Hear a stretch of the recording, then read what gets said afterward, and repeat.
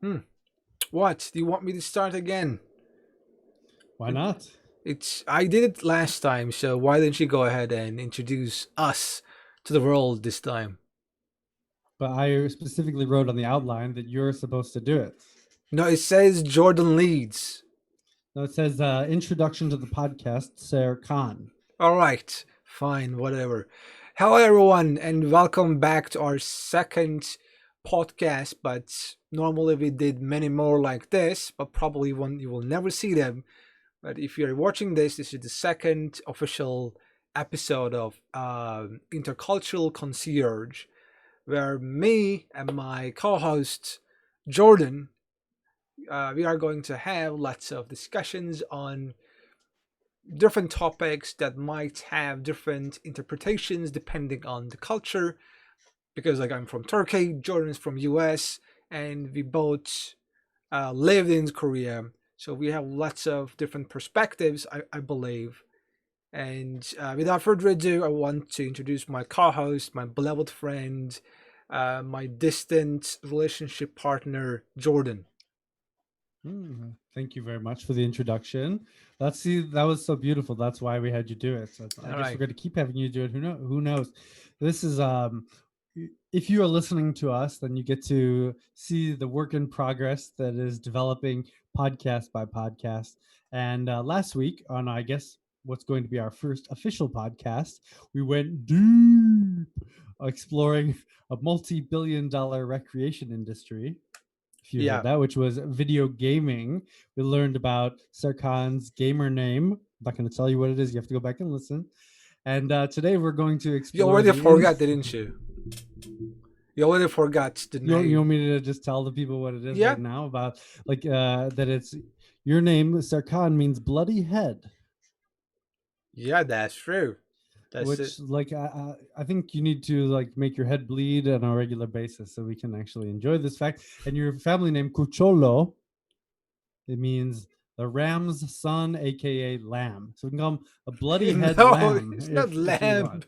So, but Lamb we is. know that the child of a ram is a lamb. So, anyways, that's neither here nor there. But today we're going to explore another ins and outs of another multi-billion-dollar recreation industry, but that most people, not all, love. Its many forms, which is drinking alcohol. Yes. But before we get into that, we're going to introduce a first edition of a recurring segment of our pod called Check Please, in which we, probably me, make sure that the questionable claims from the previous episode are not left just out rotting out there in the fields, forming incorrect impressions in the minds of our listeners. Hmm. And so the one I wanted to address from last week, one of us, not clear who, said Turkish people invented being clean It in was the Middle me. Ages. It's obvious that it was me. Yeah, I said that. So this person was referring to, of course, the famous Turkish Mhm. baths, but unfortunately, this claim that Turkish people invented being clean dot dot dot in the Middle Ages turns out to be incorrect. Actually, Yes. there's so after consulting Mr. or Mrs. Internet, I found out that there is evidence that public bathing has been common in many cultures throughout the world, dating back, and as far as like Western culture goes, to ancient Greece, like in Hmm. 2000 BC. They had public baths for relaxation and hygiene outside their gymnasium. The Roman Empire kind of popularized this throughout Europe, and there was like available to almost every social class. And as we know, and as we were debating, once the formation of the Eastern Roman Empire in Constantinople, or the Byzantine, where this is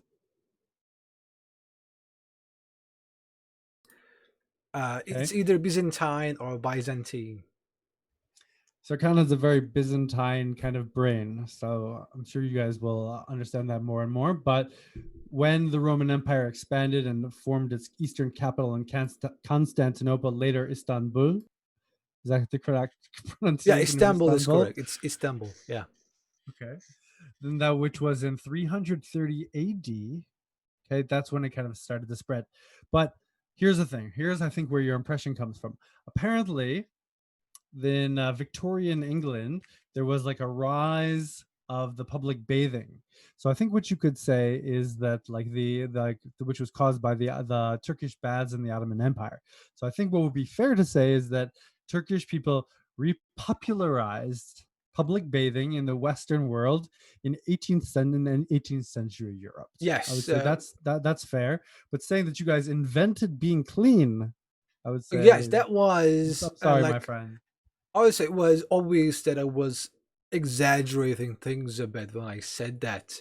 Obviously, especially in other Eastern cultures, public bathing and bathing in general existed, maybe centuries before. But what I wanted to emphasize is how Turkish baths made public bathing cool again, or popular again, or mainstream again. There you go. Like that's There you go. why Turkish baths is probably the first thing comes to your mind when you think about public bathing instead of Roman baths. Like you wouldn't Mm, think of Roman baths if I asked you. I've never been to a Turkish bath either. So honestly, when public bathing comes to my mind, I think from my experience, which is in the jjimjilbangs of Korea. Mhm. So I think first of the jjimjilbang. Have you ever been to a jjimjilbang? Did I ask you this No, I before? haven't, and I'm not What are you planning to. waiting? What are you waiting for, my friend? No, I don't like to go to places where people are naked. It's just like a I mean, personal preference, you might say. But I just don't like to see other people naked. men. People in general. It doesn't have to be men. You know, If you go being to a naked is jjimjilbang, not wait. a So then, pleasant all right. So sight.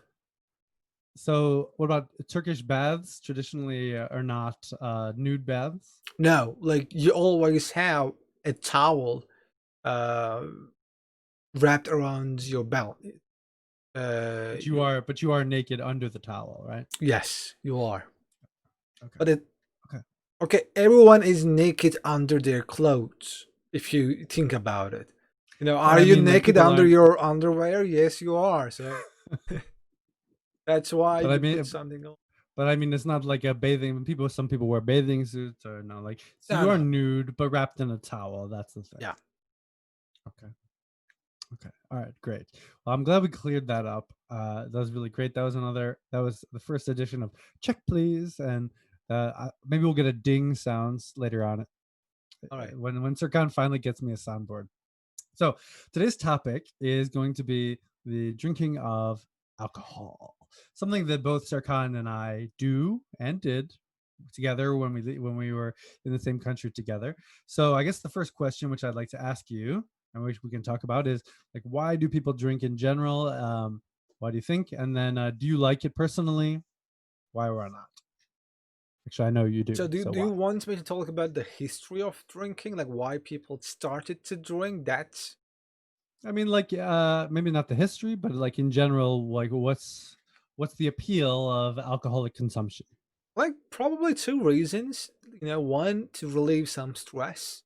To get away from your worries a bit. Get a bit drunk so you don't have to think about some of your problems.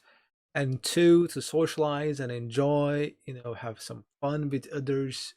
It's a tool to maybe connect with other people in certain setting. Social lubrication. Social lubrication. Okay, that's a good word to use. I would say these are the primary reasons why people drink.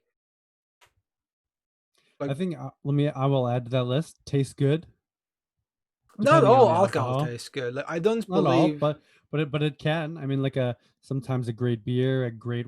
I think a great wine is like a it's like a piece of art. Mhm. I think it's like having a great wine that is like no two wines taste exactly alike.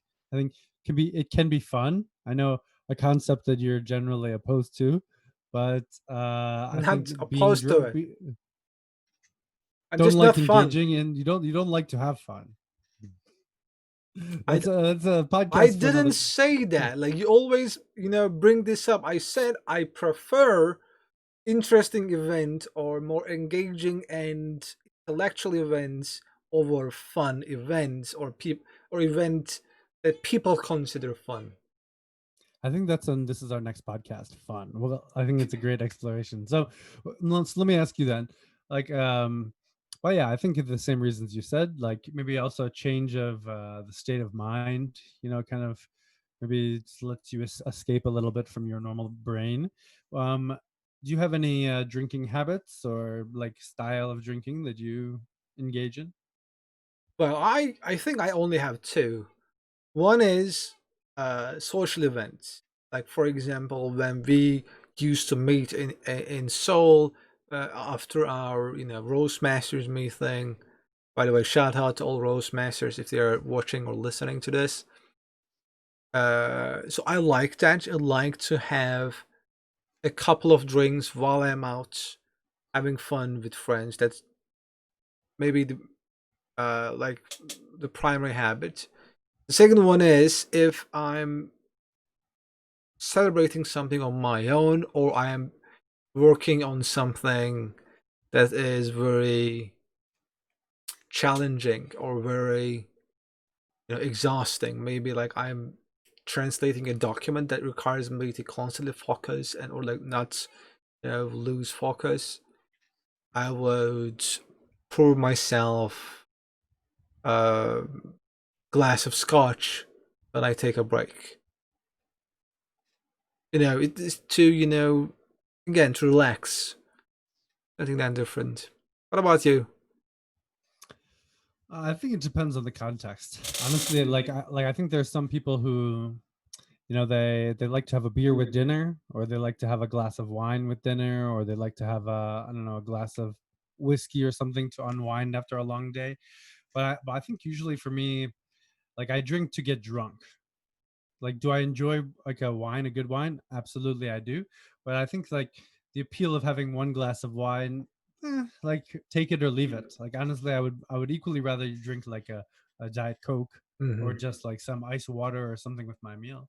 But I think that like, if I'm gonna drink, I want to have two, three, four. Like, I want to engage in the kind of a slight to moderate to high inebriation, depending on the situation. Okay, so you are not very responsible drinker. Okay, I wouldn't say that. I would say I only drink like with purpose. I don't you just s- drink for the pure pleasure of it. you said you only drink to get drunk.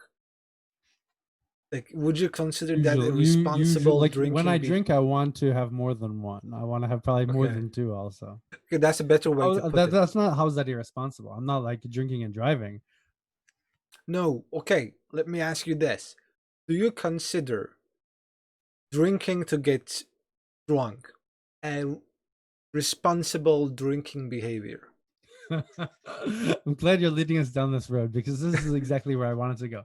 I don't think it's necessarily irresponsible. I think if it leads to negative behaviors, then it can be irresponsible. But I think if it just leads to fun and enjoyment, then I don't find it irresponsible. So it depends on the result of that action. For example, if you get drunk one day, but everyone is fine, everyone is having fun, that means that was responsible that time. But Mm. if you got drunk and you harassed some people or you annoyed, you bothered some people, and then it becomes irresponsible. Even I though think the that action is the same in its core, only the result that is different. You think, depending on the okay. result, you should I like the label point you're it clarifying that here. way. No, I think this is an interesting point you're clarifying. Like, yeah, I guess it's hard to say. I think it's really hard to It is define not that. hard to Like, say, actually. No, Jordan, you know the so answer. then how would you? So then, well, I mean, so what we're going to get into later is the point that Turkish people have around drinking alcohol. So why don't Right. you just go ahead right now while we're on topic? So, like, like, define responsible and irresponsible drinking, if you have such a clear opinion about it. So it's easy. It's not that difficult to wrap your head around. When you drink, first of all, you know yourself. You know how much you can handle. You know what happens when you get drunk. You know if it's a good thing to be drunk or not. So these are all things that you already know before drinking, before starting to drink.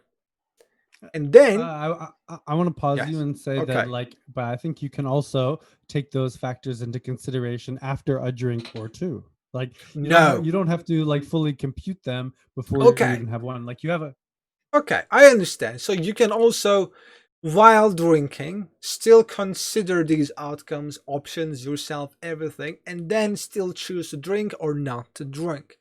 So this correct. is what makes it being responsible. So you know the actions, you know the Right. consequences, and then you That's make right. So you deliberate can do it choices. also. You don't have to only do it before you start drinking. Again, I agree. Thanks for clearing that up.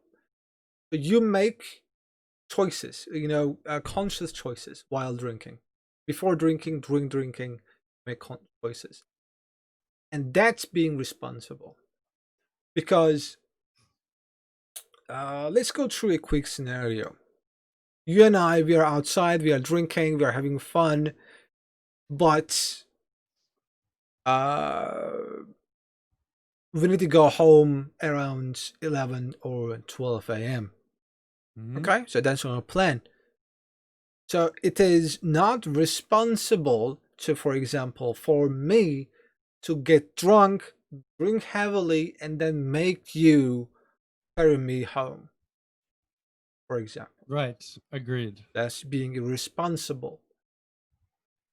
Uh, or let's say we are in an environment So where we wait. So need but to. why is but like since we're defining so clearly Mhm. here, why is that irresponsible? It's because you're creating like your behavior is negatively affecting somebody Yeah, you else. are becoming a liability for someone else, basically, at that Okay. point. Okay. Two, you or I know that when we are drunk, we also maybe become much more louder, and also we start bothering people around us. Like, we know this happens.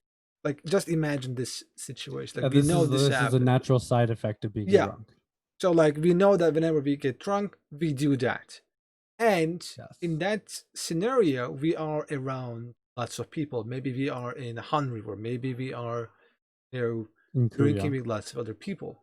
If we choose to get drunk, and then that means we are not being responsible, because we know the possible outcome is we are going to bother others around us, because we know that we do that.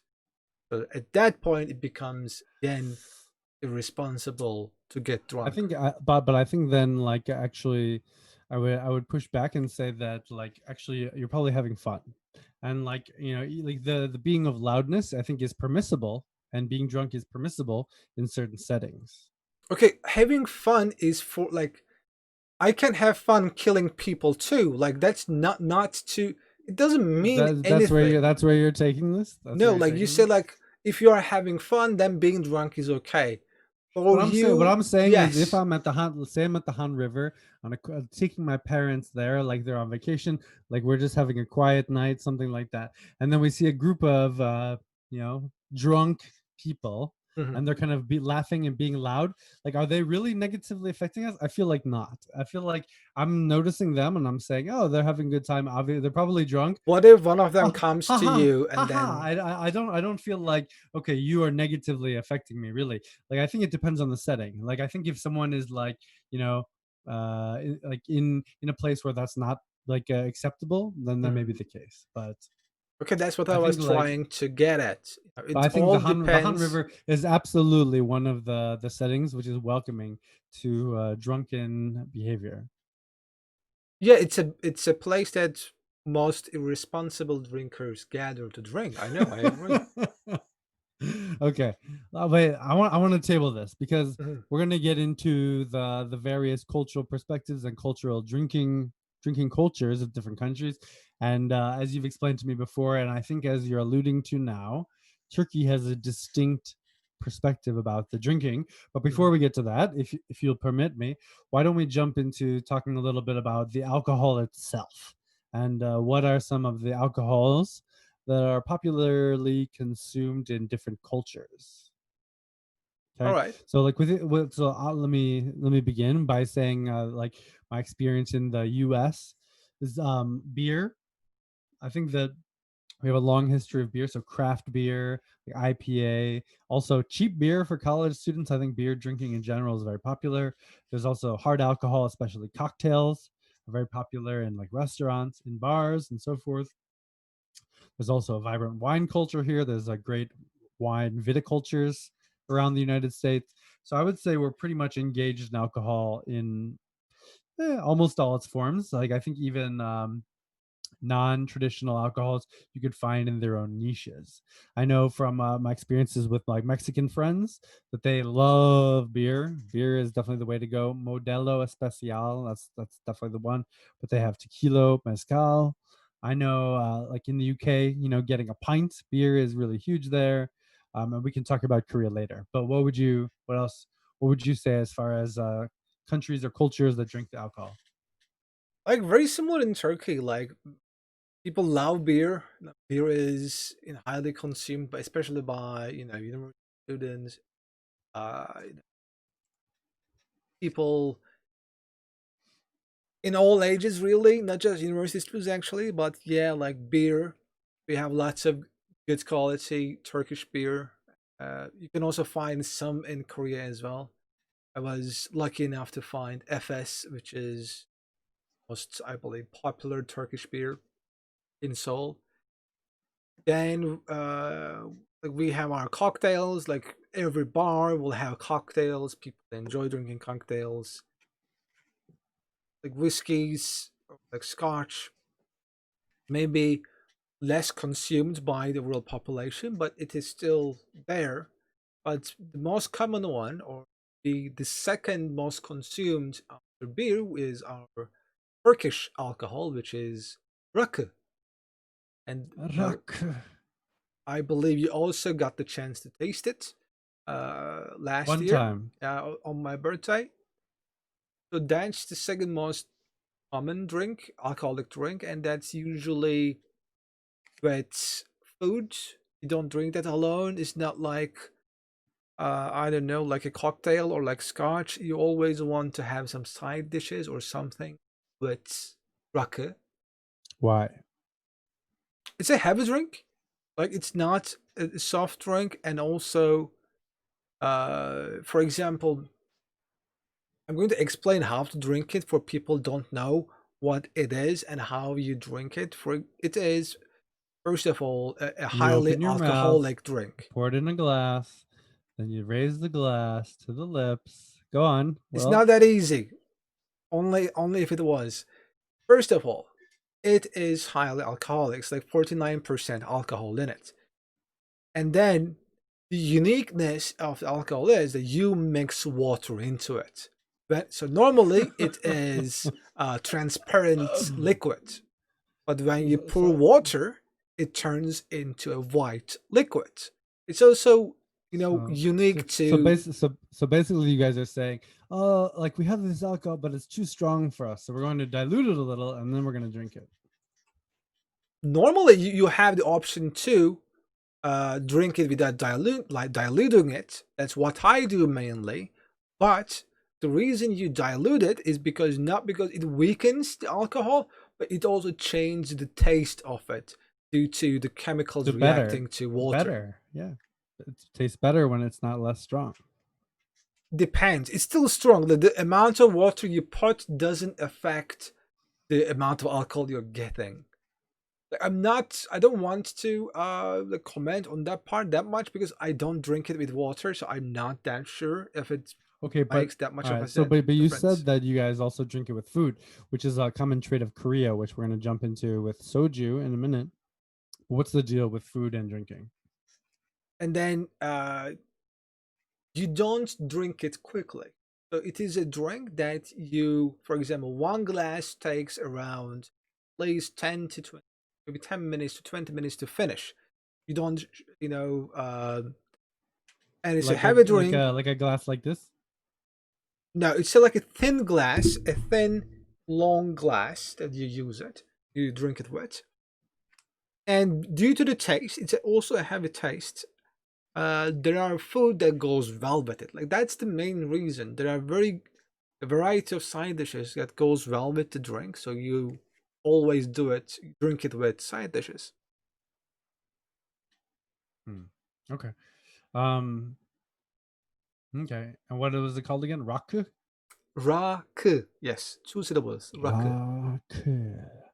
All right. Well, okay. So let's jump to the country where we met, Yeah. and also the country where you're currently living, where I don't live anymore, which is Korea. And they have one of the most spectacular, horrible tasting, or depending on your perspective, alcohols to drink. One of my all-time favorites, which is what am I gonna say? 막걸리? No, come on, Soju. soju. Yeah. Yeah, give me some chomchorom or some. Actually, I used to be a chamiso fresh guy, but I was converted to chomchorom by an old roommate of mine. I'm But I'm I'm Hallasan or Jinro. Those two. oh, you're a snob. You're like a snob over there. Okay, Halasan is quite good, I have to say. Yeah. But so in Korea, where we like live, drinking is a huge aspect of the society, and they drink soju by the gallon full. But like, of course, it comes in the bottle, but they drink a lot of it. Recently, there's been like a craft brewery renaissance, so with like local breweries, and then they have like more Mhm. foreign imports, bottle shops you can find around, and they have makgeolli, which is another rice wine, but soju is kind of the big one. Okay, I other agree. countries. I just want to hit a couple other countries, and then let's jump into like the traditions, which we already started. The love of my life is from Vietnam, and she told me that they have also a very strong rice alcohol and glutinous rice alcohol, which is stronger than Korean soju, which is Korean soju is about 40 proof. Okay, not too strong, Yeah. which is actually perfect for drinking. But she also told me that they use different animals to make various alcohol forms. So Mm. From so it's quite interesting. animals. Like, yeah, she told me that a neighbor wanted to borrow one of her dogs to make an alcohol out of it, and they use tiger bones, and I've heard they use snakes and so forth. What do you mean borrow? You mean like Like, she have was going to kill. use the animal while the animal Yeah, was I would alive? imagine they would probably like cook it, and so they would get the meat, and then they would also use whatever parts of it they needed to make an alcohol out That's of it. not what land means. That's not what borrow means. Because you have to give it back after you use it, They right? would give some alcohol. They'd probably share some alcohol with the No, dinner. that's not what borrow means, man. You Yeah, I shouldn't mean, it's put it like you that give way. me, I give you. I don't know. You should Yeah, say they okay, just probably not ask borrow. for the animal. Like, I'm gonna like, can I process the dog for you? Something like that. Okay. Um. Anyways, that's what I heard from the direct source. Japan has sake. I love a Mhm. little hot sake with some sushi. And Germans, I know drink a lot of beer and so forth. And we'll talk about I the have one. Heron. I have Yeah. one other thing. Yes, I don't want us to be too Yeah. Turkey, US, and Korea centric. No, So this is from China. This is called Baiju. okay, Have you heard uh, about this one? have a sip for us. No, Come on, this do it this for the pod. states like, I don't want to call it banned. Do it for the audience. Do it for the audience and give us a taste profiling. Come on, you don't have to take much. Just get a little flavor. This is a very heavy drink, heavier than soju and also our Turkish alcohol rakı, and it should only be drinked with again with meals, with spicy Chinese meal or some Chinese side dish such as fruit.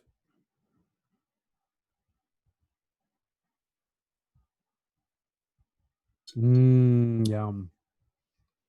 At All right. So first, what are you detecting? the first sip, when you first sip it, you don't feel. It's like a bit like scotch. In your mouth, it tastes okay, but then it hits your throat and then it starts burning down due to the alcoholic amount. But the problem is, the more you drink this, the taste in your mouth changes to a sour and bad taste, unlike whiskey or scotch. Because no matter how many sips you take from whiskey, you still have that good taste, that Mm. quality texture in your mouth. But not with this one. That's why this is more like you use soju bottles or soju, not bottles, sorry, soju glasses. You just Hmm. either take a sip or Just a uh, sip. Come on. Who are you talking to? yeah, like I'm just trying to explain how it's, how people is supposed to drink it. Right, right, right. but it's called Baiju But instead. And, behind you. and then How did you come into this bottle? like 42% alcohol. My friend brought it for me. He, he recently, no, not recently, last year he came back from China. He's a Korean person, but his family lives in China, so he visited them and then brought this as a gift because he knows I like alcohol and drinking alcohol. So it was like a thoughtful gift. When I left Korea, I also gave you a thoughtful gift, if I remember correctly. It's You here. still have some of it? Yes, it's here. Oh man, you have a lot left. Yes, Okay, I I guess you're don't drink saving it. alone at home that much, so Okay, okay, so yeah, same like me, same I'm like me. savoring it. Um, Thanks. so okay, so let's jump to the next. I think this Mhm, is actually the most interesting meat here, which is like a drinking culture in different cultures. And mhm. I'll begin by talking about the USA, if you don't mind. Yeah, go ahead. Have you ever drank alcohol? Have you ever been to the US? I forget. No, never been. You've not. Okay. Well, I mean every country has its own unique drinking culture, and like I think the USA, like a lot of things in the United States, is very pro excess. You know, Okay. we like having the largest hamburger you can possibly make. We like more the better, right? And so when I think about American drinking culture, I think about parties at people's homes or wherever. I think about bars. I think about like the interesting, like the ridiculous things people do, like taking a beer bongs. Have you ever had a beer bong before? No, but I know what it is. But You know what it is? I watched Uh, movies. I know what happens in frat houses, so I know what the. audience beautiful audience members, if you don't know what it is, please YouTube it. But basically you just take using physics, you can swallow an entire beer in a matter of seconds, and you don't have to actually like drink it down. There's like I think of different card games. I think of beer pong, which I haven't Mhm, played in a long time, but I used to be very good at. I think like at American parties, maybe they would have a keg. This is mhm. something which I haven't seen in many other countries, where they like there's so many people and there's so many people drinking beer. They actually get a keg which contains like I don't know over 100 beers, Yeah. and then you can have like a keg stand. So people put their do like a handstand on the Mhm. keg, and someone pours the beer into their mouth, chugging alcohol. Basically every kind of ridiculous drinking thing that you can imagine, I would say happens here. And yeah, so that's what I would say. What what about what about like would you want to go to Turkey next or Korea next? You Let's choose. go to Turkey next. Okay. It's so different than US or Korea altogether. So, the most well known methods of drinking is drinking together, like but during meals or during entertainment. For it might be during wedding ceremonies, uh, uh, celebrating something else, maybe like an I don't know anniversary of a company or something like that.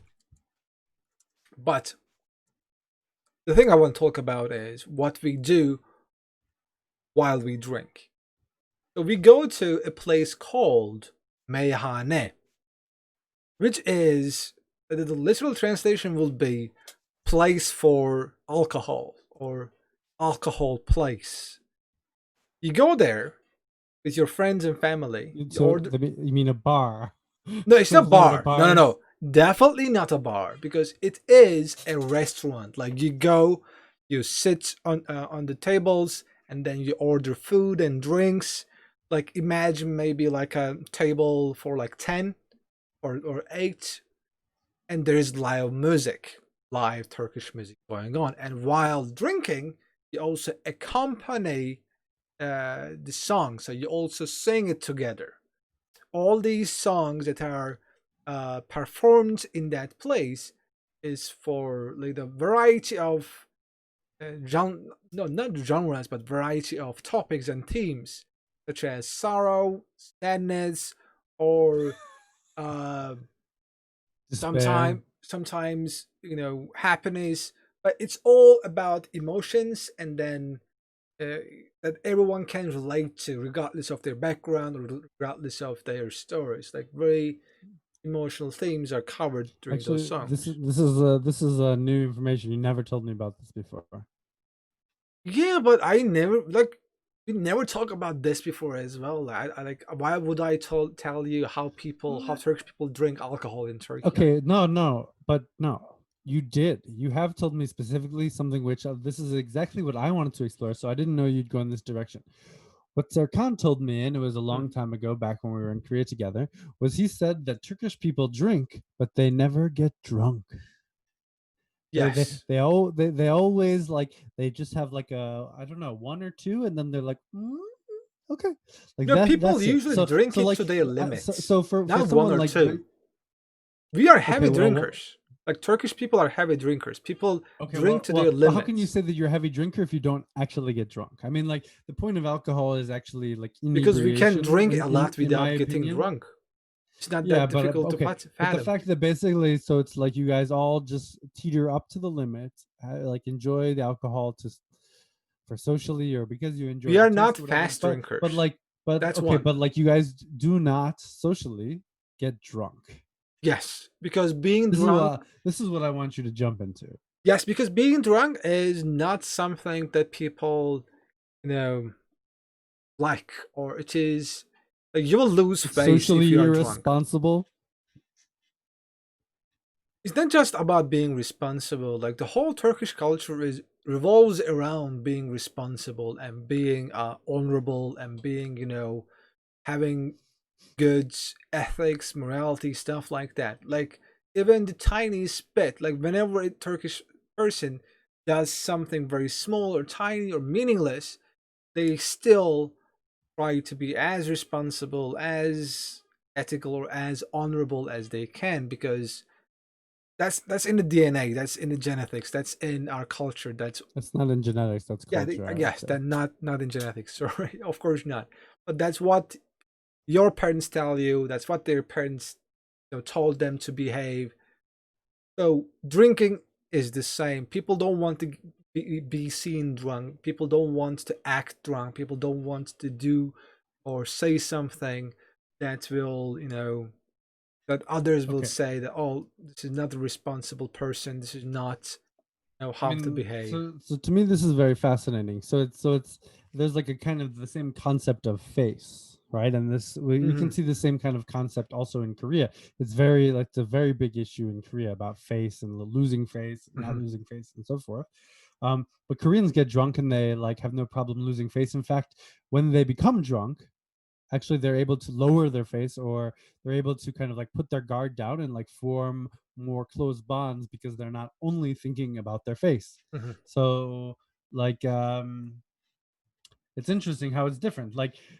That's I true. would imagine that in most societies like you would want at least some place or some reason or some form in which you could just kind of let your guard down, like, and I think that that's in a way what alcohol does. It allows people to just kind of True. maybe let the one part of their brain go and the other part just can have fun. But what you're True. saying is you guys don't have that at all. You don't need alcohol to do that. You don't need alcohol to be open and honest. You know, No, but I mean, if you're considered about like being respectful and polite at all times, then like I I mean, didn't say being respectful and polite. I said being responsible and honorable. so okay, right. So but being responsible and honorable is not like within the human coding necessarily. Like Yeah, it's a cultural so thing. like Yes, there must be there must be many people in society who have feel the urge to be irresponsible, yes, right? and it happens. Like, of course, there are drunk people in Turkey too. Like people who don't know their limits, or even though they do know their limits, they drink too much and they get drunk. And these people are looked down upon. They people. No one likes drunk. Like when you see a drunk, we have specific Turkish words to describe drunk people, because it's not a good behavior. That's, again, culturally not accepted behavior. And again, like Turkey is a conservative Muslim country.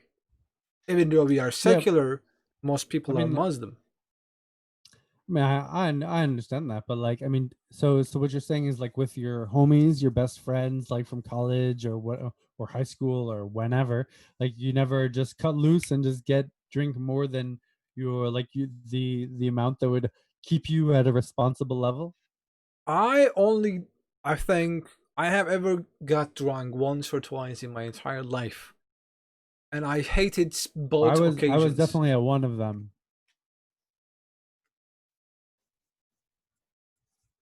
Okay, you seen me near drunk that day. The Then I reason think we I'm need. saying near drunk because I was perfectly capable of still controlling my motor functions and my memory. Wait, your motor functions and your what? Memory. So like I still remember what exactly transpired that day, what So you you could said, what remember I it and you could said. walk. So wait, so then okay, then I think your bar for then I think your understanding of drunk is different. Okay, drunk means the moment you lose control. And the moment that's being drunk. If you're drunk, you lose control. I disagree. So I you, think you I think the say, bar is I think the bar is much lower than that. I think there's like a level one is tipsy, which is yeah, like you feel a little something. Level two is drunk. Okay, now I'm feeling something. And then I think there's a level three, which is you've overdone it.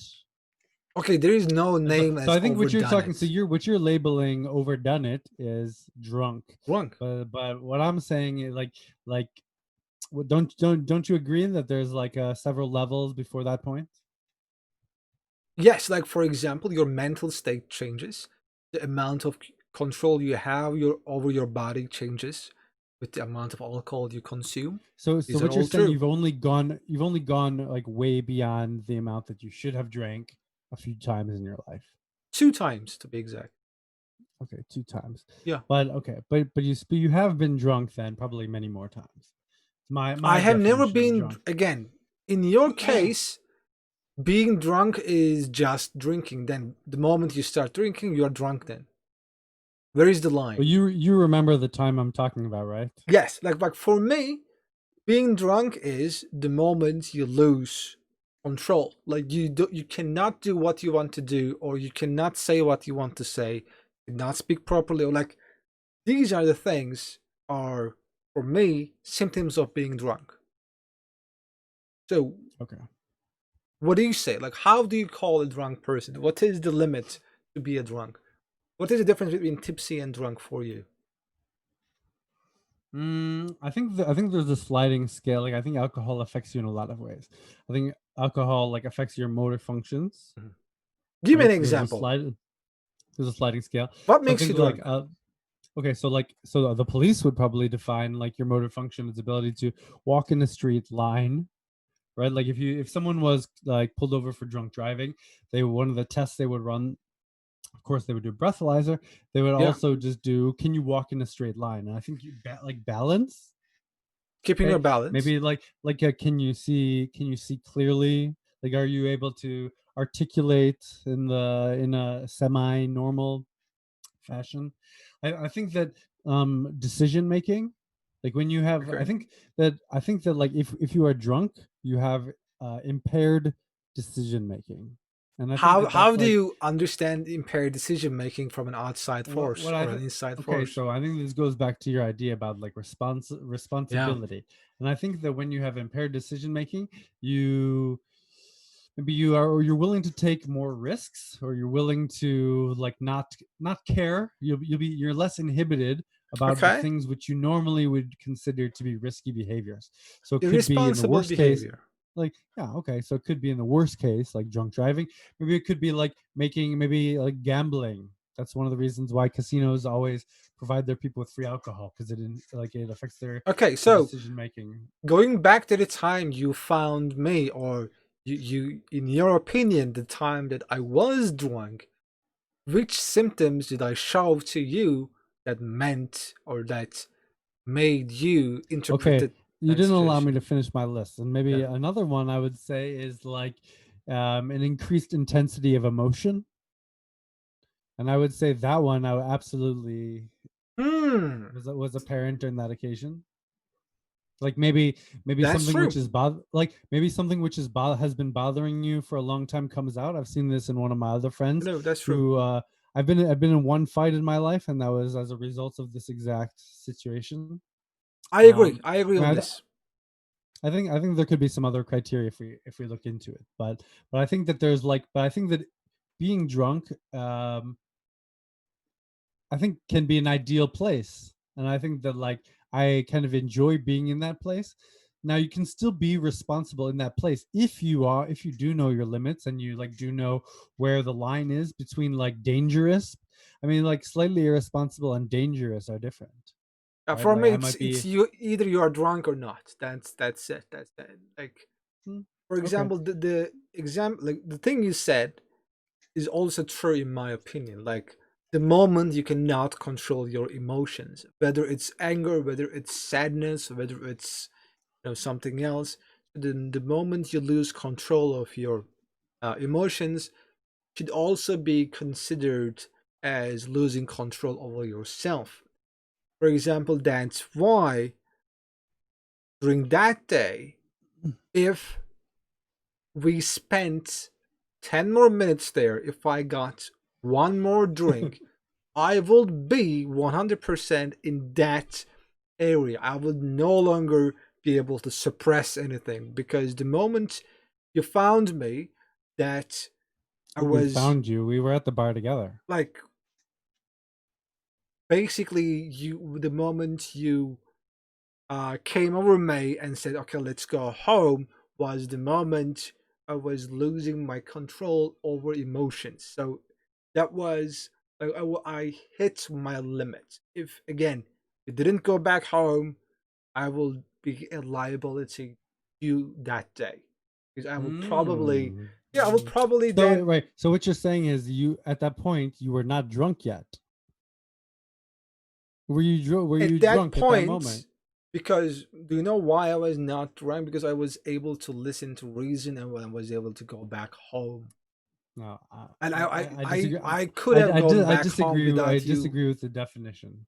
What do you mean? But I think the bar is lower than that. Like you had already passed into the zone. Like you were already what would be classified as drunk.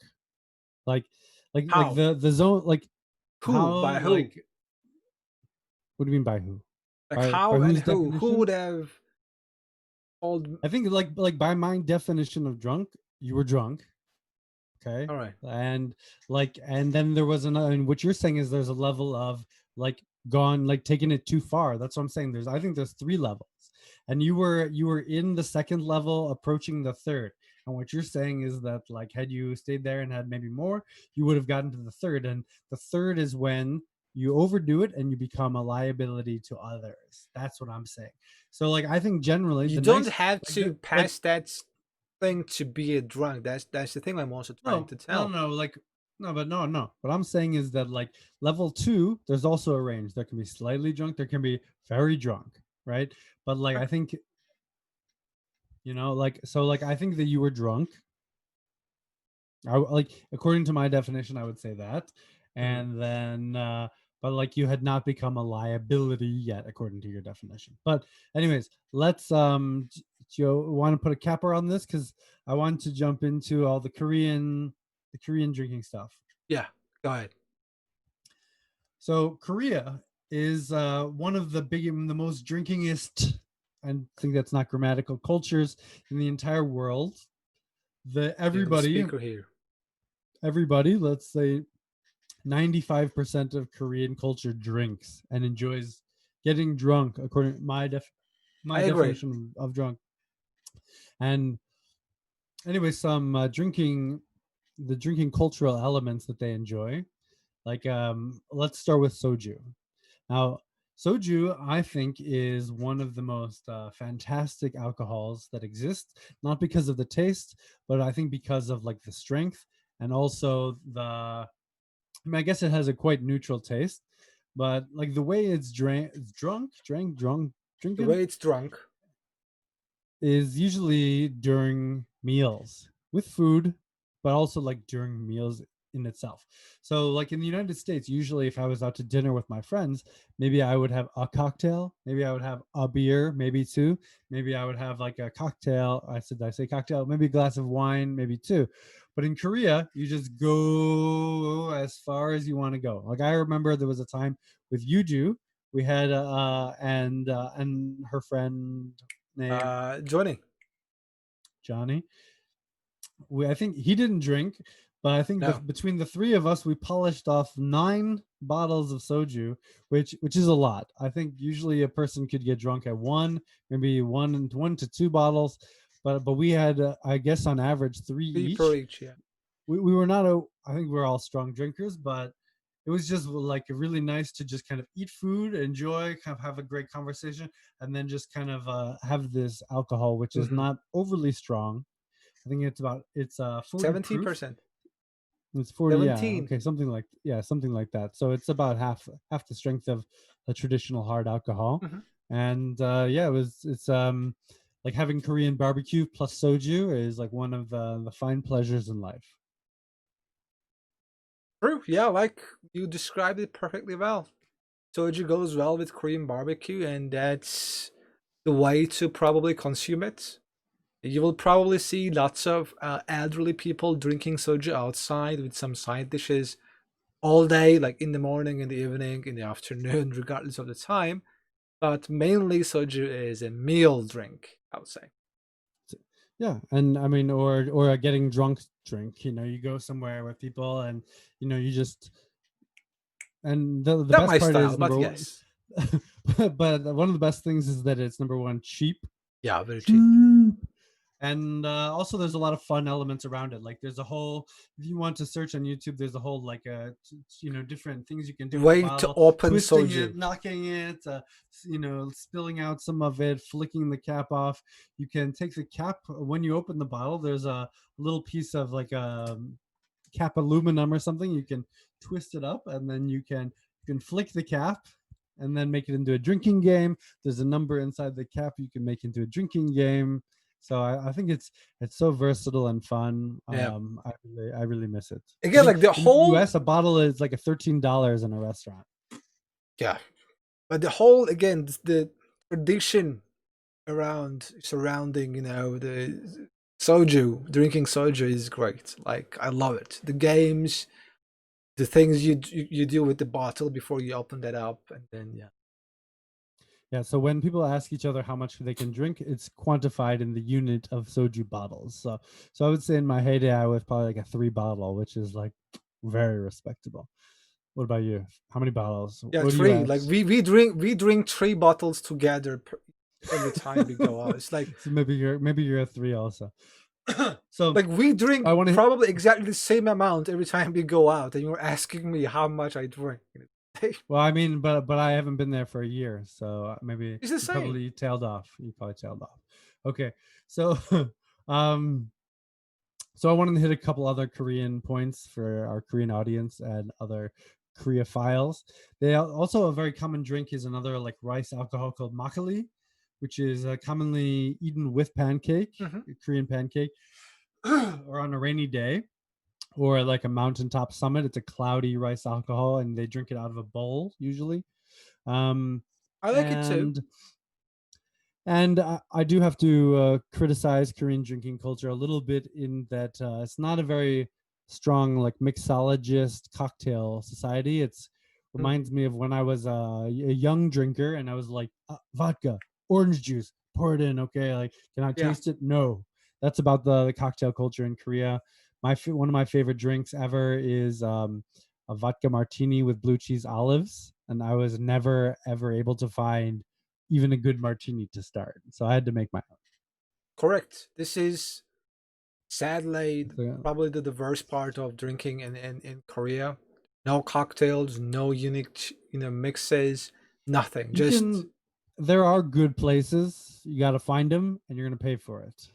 and yeah, like it's not common. It's either a luxury to have a service like that, and you have to pay premium prices, or like I don't know, something a cocktail that you can find in your own country, in your own neighborhood for like a not regular price. Yeah, it's very very expensive here.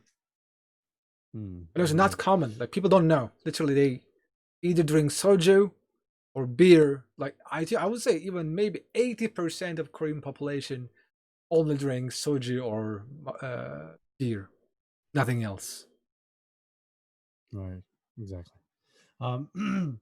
And okay, so the last item on our agenda for the evening is I would like us each to tell one great slash horrible drinking story from our past.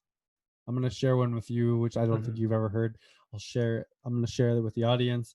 Do you have any drinking story that comes to your mind? If not, I can start I with have. mine while you think about yours. I have one. Don't worry. Go ahead and I will tell you mine. So why don't we rock scissors paper, and then the loser will go first. Okay. Ready? Kai by bo. Oh, you have to hold up. Okay, do it Okay. again. One more time. Kai. We'll see with the guy. Bye bo. One more Okay. time. Kai bye bo. One more time. Okay, This. Kai bye bo. It's not working. Yeah. Like we are doing the Are same you thing all positive? over again. Okay, so then you pick. Okay. I will go ahead. I will tell you the first time I got drunk. Like in my definition of drunk. So it was, I believe, either my final year in high school. I was in our summer house, and then we decided to. I was like 17 years old. We decided to drink some alcohol together with all the kids in the neighborhood. And then there were also a couple of girls, and one of them there was like a Swedish girl. I wanted to impress, show that how manly I am by drinking lots of alcohol. Very smart. So then we went to the market. We bought the booze, and we bought Turkish rakı as well. Then what I did was I I I poured the rakı into a water bottle, and then I had another water bottle in my hand. So we went to the park, and everyone did something similar to hide the alcohol. Because we were kids, we didn't want to show that we were drinking alcohol in the park. Then we Naturally. started drinking. So what I needed to do is, and I think it was my maybe third or fourth time drinking raku or drinking a hard alcohol like that. I had a cup. So the goal was to pour raku into it, maybe a quarter full, and the rest will be water. That's the ideal regular amount. But the park didn't have any light. I didn't see how much I was pouring down into my cup. So I ended up pouring lots of raku, probably more than half, and then water. Mm-hmm. And after my second glass, my second cup, I was done. I was so bad. Everything was spinning. Like people were making fun of me. Like the other kids were asking me stupid questions. So things such as, okay, in how many days there is a full moon? I'm like, like in a month, 30 days. I'm like, I wouldn't be able to answer this question even if I was not drunk, was not able to see past 2 meters. I was dizzy all the time. I was talking gibberish. Like I wasn't even able to understand what I was trying to tell. Like I wanted to say something, but my mouth was doing something different. And I was like, okay, fuck this. I'm going home. I'm feeling bad. This is horrible. I barely made it home, and I started vomiting into the toilet, and I vomit everything I ate that day. Like I think I ate some pizza that day, so I saw Starting with like. your early breakfast. Anyways, so that was the most horrible experience I had the first time I got drunk, and I wanted to impress that girl, that Swedish girl, but since I failed miserably and I was, what do you call it, a laughing stock. I was made a Mm-hmm. laughing stock, and then there was another guy who also interested in that girl, ended up So he they got into hooking pole up. Yeah, position. He cut around you. yeah. Since I was out of the It equation, it was very was an easy for easy him. easy victory for him. Yeah. That's You live and learn. Yeah. Thank you for sharing that story with me and our audience. So my story, hard to say when it was. I think it was less than a decade ago, maybe around I don't know, 2010, 11, 12, who knows. But I think it was before I went to Korea again for my second time. And I was invited to a friend's wedding. Not a super close friend, but someone I was friendly with at the time. And his wedding was at a venue, um, I guess not near anyone's home in particular. So there was like a hotel, but the wedding itself wasn't at the hotel. It was like at a nearby like venue. And so basically there was a bus that would transported people but to the venue from the hotel, and then later there would be several rounds of buses, like, so there were several rounds of buses on the way there and several rounds of buses on the way back. Anyways, I I had nothing to lose that night, just to have fun and get drunk. So I asked for I think one of the best drinks to get drunk on, which is a vodka gimlet or gin gimlet. Hmm. You know what that is? I heard about it, but I never tried. So a gimlet is just vodka plus lime juice. Like there's a Mm. special lime juice mixture they make. It's extremely strong and it masks the flavor of alcohol almost completely. So All right. like you can have a glass, like, okay, and I would say it would be like this much vodka and then like this much lime juice, and you will taste no vodka. So if you're trying to really get hammered, that's like one of the best ways to go. So, anyways, I think by my like third or fourth or fifth vodka gimlet, I mean I was drunk for sure, but I wasn't like I still wasn't. I still was like, how have I had this many drinks? And I'm still not like feeling super fucked up. I think I must have been a strong drinker at the time. So I went to the bartender, impaired decision, and I probably slapped a 20 down, and I said like, listen, you listen to me. Probably. I said, like, I'm not drunk yet at all. I was like, next time I want you to fill my fucking drink up to here, with vodka, et cetera, et cetera. Good So I job. think maybe one drink later, right? I was very, very drunk. And I was so drunk that actually, and it wasn't just me, one of my dear friends, Zach Sharp, was with me, and we missed the final bus somehow. So actually, we had no way to get back to the hotel, except, and we were confused because there were a lot of guests still at the party. But the thing is, they all had vehicles, right? And they were all going somewhere else. So it wasn't like the place had emptied out. So we basically went around and we begged all of them, please just drive us to the hotel. Please drive us to the hotel. It's like 5 minutes, it's like a 5-10 minute drive. And everyone was like, no, no, no. We convinced someone, and then they rode off past us because I guess they knew we were so drunk. So finally we were like, tried to call a taxi. It was the place was all shutting down, and there was one good Samaritan left, which was one of the hotel workers, one of the women who, one of the young women who was like a waiter or waitress at the occasion. So she said, all right, I'll drive you losers back to the hotel. And so, oh, thank you so much. We could not have been more grateful. So she opened up her minivan, and my friend sat in the front seat and I sat in the back, the second row. And as she drove, my eyes were just completely shut, and she swerved around the turns here and there, and the roiling inside of my stomach was getting like worse and worse, and I had to close my eyes and concentrate with my whole being to keep the sickness, the too much alcohol within me. Yeah. Anyways, I'm able to do it. We pull up to our hotel. She pulls into the park.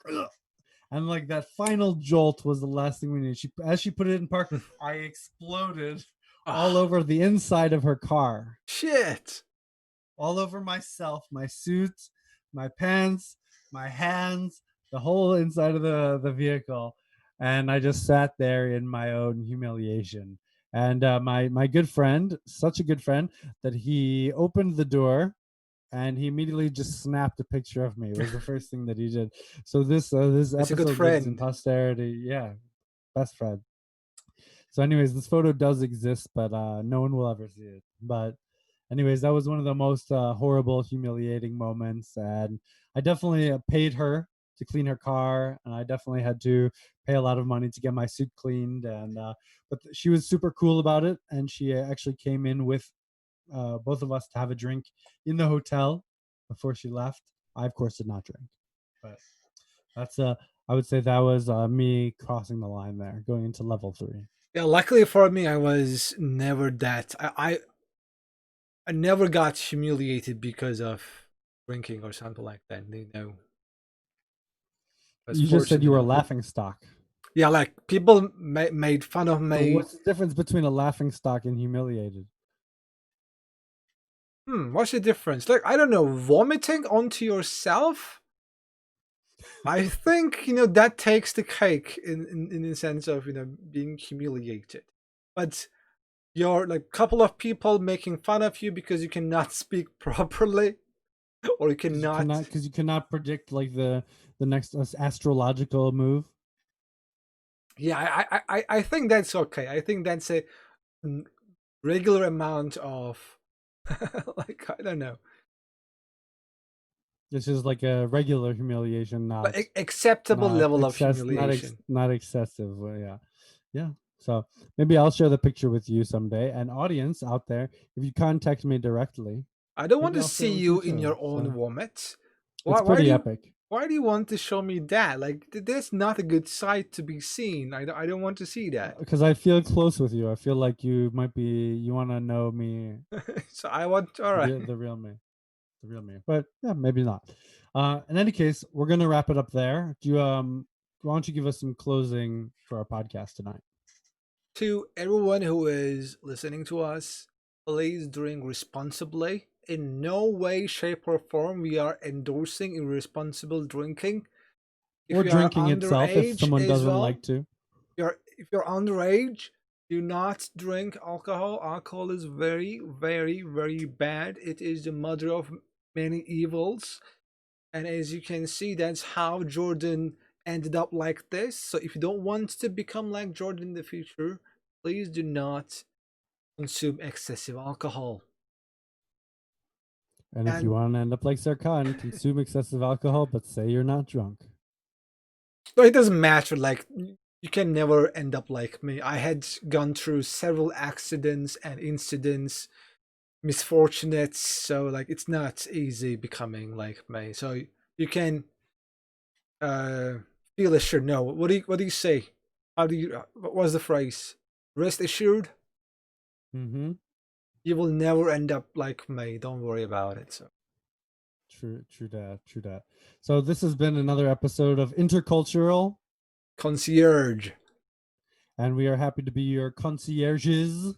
So thank you guys for being with us, and leave your comments, leave your drunk stories, leave your links about drinking cultures and information from the cultures you're from in the comments below the YouTube. And we will see you next time. And I think we're going to go with the topic of fun. What does fun mean? All right, fun. Let's discuss some fun next week. Cheers, Thank you. everybody. Goodbye, everyone.